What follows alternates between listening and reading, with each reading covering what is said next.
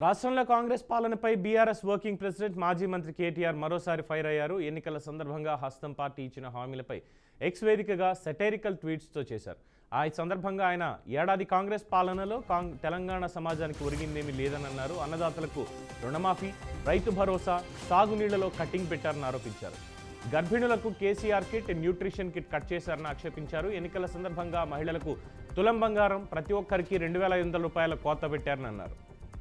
ఆసరా పింఛన్లు 4,000 రూపాయలు, 5 లక్షల రూపాయల విద్యా భరోసా కార్డు, జాబ్ క్యాలెండర్, ఏడాదిలో 2 లక్షల ఉద్యోగాలు, విద్యార్థులకు ఎలక్ట్రిక్ స్కూటీలు, తెలంగాణ అమరవీరులకు 25,000 రూపాయల పింఛను, ఉద్యమకారులకు 250 గజాల స్థలం, రైతులకు 3 లక్షల రూపాయల వడ్డీ లేని రుణాలు, భూమి లేని రైతులకు సైతం రైతు బీమా ఏమయ్యాయంటూ ప్రశ్నించారు.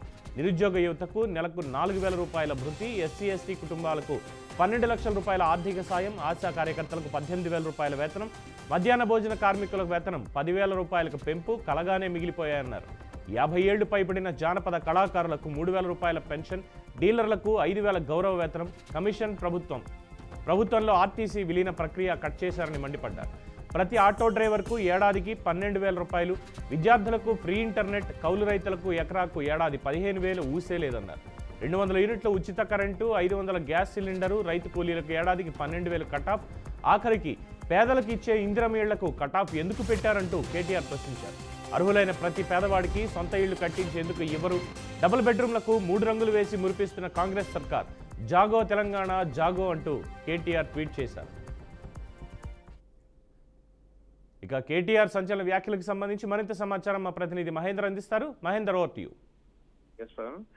కటింగ్లు కటాఫ్లు మినహా ఏడాది కాంగ్రెస్ పాలనలో తెలంగాణ సమాజానికి ఒరిగింది ఏమిటి అంటూ మాజీ మంత్రి కేటీఆర్ అయితే ప్రశ్నించారు ట్విట్టర్ వేదికగా.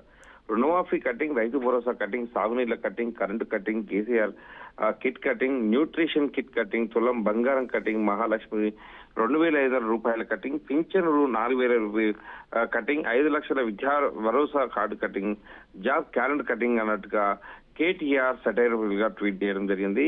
కాంగ్రెస్ ప్రభుత్వంపై తొలి నుంచి కూడా బీఆర్ఎస్ పార్టీ విమర్శలు గుప్పిస్తూనే ఉంది. మరి బీఆర్ఎస్ వర్కింగ్ ప్రెసిడెంట్ కేటీఆర్ మాత్రం కాంగ్రెస్ పాలనపై దుమ్మేసిపోతున్నారు.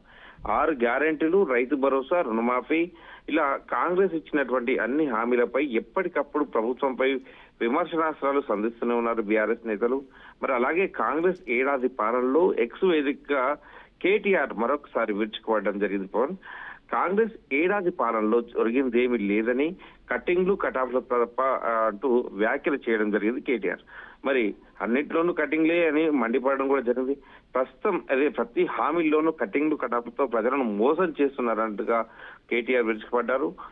ఇంత కేటీఆర్ ట్విట్టర్ లో కాంగ్రెస్ వారిని ఈ రంగా జరిగింది. మొత్తం కటింగ్లు కటాఫ్ల మినహా ఏడాది పాలనలో తెలంగాణ సభ లేదు.